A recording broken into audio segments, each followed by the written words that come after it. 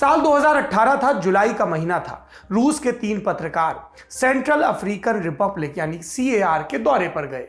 उन्हें वहां एक डॉक्यूमेंट्री बनानी थी जिसका विषय था CAR में रूसी प्राइवेट मिलिट्री कॉन्ट्रैक्टर्स की भूमिका। ऐसे ठेकेदार जो भाड़े के सैनिक लाते थे किसी खास मिशन को अंजाम देने के लिए। जब ये लोग राजधानी बांगी पहुंचे तो इनकी जासूसी शुरू हो चुकी थी। फिर उन्होंने सफर के लिए गाड़ी किराए पर ली, राजधानी से निकले। कुछ देर बाद सुनसान रास्ता मिला। तीनों थके थे, सोने की कोशिश करने लगे, पर आंख झपकी ही थी कि गाड़ी एक झटके से रुक गई। बाहर कुछ हथियारबंद लोग इनका रास्ता रोककर खड़े थे। उन्होंने ड्राइवर को निकालकर साइड किया और तीनों पत्रकारों को गोली मार दी। तीनों की मौके पर ही मौत हुई। घटना की जांच हुई। रूस ने कहा यह बस एक संयोग है, वे लोग गलत टाइम पर गलत जगह मौजूद थे, वो इलाका खतरनाक है, उन्हें वहां नहीं होना चाहिए था। पर यह सरकारी संस्करण है सत्य का। असलियत क्या है ये जानने के लिए एक और जांच हुई, स्वतंत्र किस्म की, और इसके प्रायोजक थे तीनों पत्रकारों की ट्रिप को फंड करने वाले मिखाइल खोदोकोस्की। जांच का रिजल्ट जानने से पहले इस प्रायोजक के बारे में जान लीजिए कि मिखाइल को दिलचस्पी क्यों थी सत्य तक पहुंचने की। मिखाइल एक समय रूस के सबसे अमीर और ताकतवर लोगों में से एक थे। सोवियत संघ का जब विघटन हुआ तो रूस की सरकार सरकारी कंपनियों को निजी हाथों में बेचने लगी। तब रूस के राष्ट्रपति थे बोरिस येल्त्सिन। वो इसके जरिए अपने चुनावी कैंपेन के लिए पैसा जुटाने की भी फिराक में थे।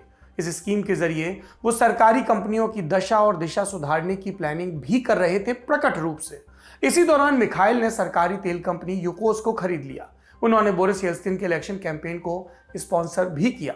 बदले में उन्हें बोरिस की दोस्ती हासिल हुई। सरकारी तंत्र का साथ मिलने के बाद यूकोस की किस्मत खुल गई। कंपनी लगातार बड़ी होती गई।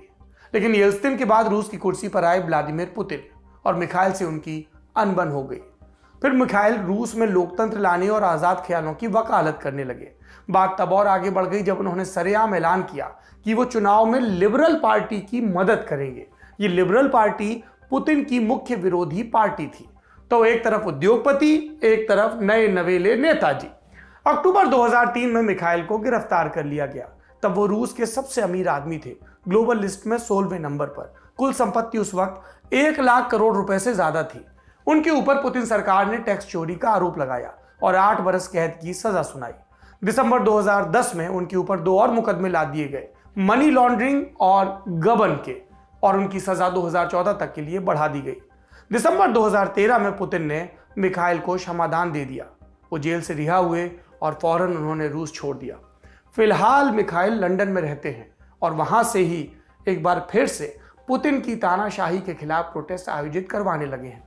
इसके साथ ही वो रूस में लोकतंत्र, फ्री प्रेस, निष्पक्ष चुनाव जैसे मुद्दों के लिए आवाज भी उठा रहे हैं। उन्हें रूस से बाहर पुतिन का सबसे बड़ा आलोचक माना जाता है। अगर आप मिखाइल खोदोकोस्की के बारे में विस्तार से जानना चाहते हैं तो एक कमाल की डॉक्यूमेंट्री है सिटीजन के, आप उसे देख सकते हैं। अब लौटते हैं कार में CAR में 3 रूसी पत्रकारों की हत्या पर। मिखाइल की संस्था पत्रकारों की रिपोर्टिंग को स्पॉन्सर कर रही थी। उन्होंने फिर हत्या की जांच करवाई तो पता चला पत्रकारों की गाड़ी का ड्राइवर घटना वाले दिन एक सरकारी अफसर के साथ संपर्क में था, वो भी घटना के 1 घंटे पहले तक। वो सरकारी अफसर फ्लाइट लैंड होने के बाद से पत्रकारों के पीछे लगा था और ये अफसर एक रूसी मिलिट्री ट्रेनर के रेगुलर कांटेक्ट में था। इस रूसी ट्रेनर ने अमेरिकन नाम वाली फर्जी आईडी बना रखी थी, पर असलियत में वो रूस के प्राइवेट मिलिट्री ग्रुप वैगनर के लिए काम करता था। और तीनों पत्रकार इसी वैगनर ग्रुप की कारस्तानियों पर रिपोर्टिंग के लिए सेंट्रल अफ्रीकन रिपब्लिक यानी CAR के दौरे पर थे। यानी जिसकी जांच करने आए वही आपकी पूंछ के पीछे लगा हुआ है। अगर रूसी जांच एजेंसियों की माने तो यह घटना संयोग से ज्यादा नहीं थी, लेकिन रूस में संयोगों की मात्रा का अक्सर ख्याल नहीं रखा जाता। मसलन अप्रैल 2018 में जो हुआ, CAR वाले कांड से 3 महीने पहले की बात है। एक और रिपोर्टर थे मैक्सिम बोरोदिन। वो सीरिया में वैगनर ग्रुप के लड़ाकों की मौत की रिपोर्टिंग कर रहे थे। उन्होंने वैगनर ग्रुप और क्रेमलिन के बीच संबंधों को भी उजागर किया था। उनकी रपटों की खूब चर्चा हुई। फिर 15 अप्रैल 2018 को बोरोदिन अपने घर की बालकनी से अचानक नीचे गिर गए। अगले दिन अस्पताल में मौत हो गई। रूसी अधिकारियों ने जांच में कहा आत्महत्या हुई है, लेकिन बोरोदिन के करीबी लोग इस दावे को नकारते हैं। तो किस्सा कोता ये कि जिस किसी ने भी वैगनर ग्रुप की परतों को खोलने में दिलचस्पी दिखाई, या तो उन्हें मार दिया गया या फिर चुप करा दिया गया। अब आपके मन में सवाल उठ रहा होगा कि ये वैगनर ग्रुप आखिर है क्या? इस सवाल का जवाब थोड़ा रहस्यमयी है। एक जवाब यह हो सकता है कि यह कुछ अज्ञात लोगों का समूह है। रूस के संस्करण पर विचार करें तो वैगनर ग्रुप जैसी कोई चीज असल में है ही नहीं। पर रूस जो बोले वो सत्य कैसे है? ये क्या बला है आखिर में? इस ग्रुप का नाम पहली बार 2014 में चर्चा में आया। क्रीमिया पर कब्जे के दौरान वैगनर ग्रुप ने रूसी सेना की मदद की। उसके बाद से वैगनर का नाम Mozambique, Libya, Syria, Central African Republic, Mali, Sudan और मेडागास्कर जैसे देशों में उभरा। इनमें से कुछ देश सिविल वॉर से जूझ रहे हैं, जबकि कुछ देशों में स्थिरता का संकट है।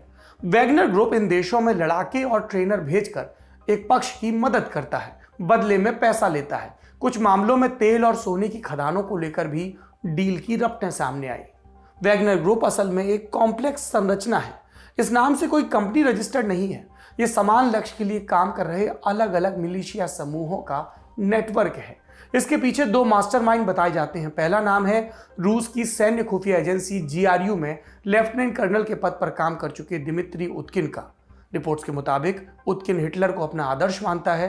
हिटलर के एक चहेते म्यूजिक कंपोजर थे रिचर्ड वैगनर, और कहा जाता है कि उन्हीं वैगनर के नाम पर उतकिन ने इस नेटवर्क का नाम वैगनर ग्रुप रखा। उतकिन को लंबे वक्त से पब्लिक में नहीं देखा गया है। इस वैगनर ग्रुप का दूसरा मास्टरमाइंड है येवगेन प्रिगोजिन।